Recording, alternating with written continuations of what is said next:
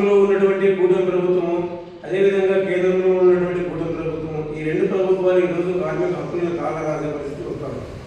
ఎందుకంటే మొన్న జరిగిన మంత్రివర్గంలో 8 గంటల కార్మికుల పని దినాన్ని 10 గంటలకు పెంచుతూ ప్రభుత్వం నిర్ణయం తీసుకోవడం చాలా సిగ్గుచేటు.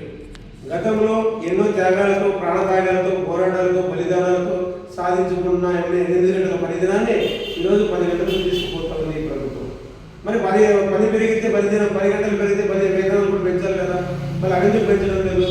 కాబట్టి 8 గంటల పని దినం అయితే చాలా మందికి ఉపాధి కూడా దొరుకుతుంది, పని కూడా దొరుకుతుంది. ఈ నిర్ణయాన్ని తీసుకోవడంలో ఆలోచించాల్సిన అవసరం ఎంతైనా ఉంది ఈ ప్రభుత్వానికి. ప్రస్తుతము విశాఖ ఉక్కు, ఆంధ్ర లాభు అటువంటి పరిశ్రమలు కూడా ప్రైవేట్ కంపెనీలకు శ్రీకారం చుట్టి పంపించేది.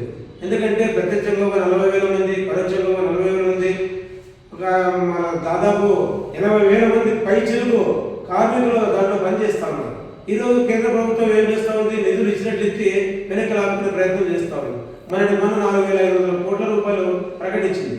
కానీ జనేరుగా అక్కడ ప్రభుత్వం ఇచ్చింది దానికి ఎంత పరిశ్రమలు అంటే 18,000 కోట్లు మాత్రమే. మిగతా డబ్బులు ఏమంటే 4,500 కోట్లు, 18,000 కోట్లు ఇస్తే మిగతా సొమ్ము జిఎస్టీ పేరుతో, పన్నుల పేరుతో మళ్ళీ కేంద్ర ప్రభుత్వం వెనక్కి తీసుకోవడం కూడా జరుగుతుంది. మళ్ళీ ఈరోజు కార్మికులను కూడా తొలగించేందుకు శ్రీకారం చుడుతూ ఉంది. మళ్ళీ ఇలాంటి నిర్ణయాలు తీసుకోవడము చాలా బాధాకరము.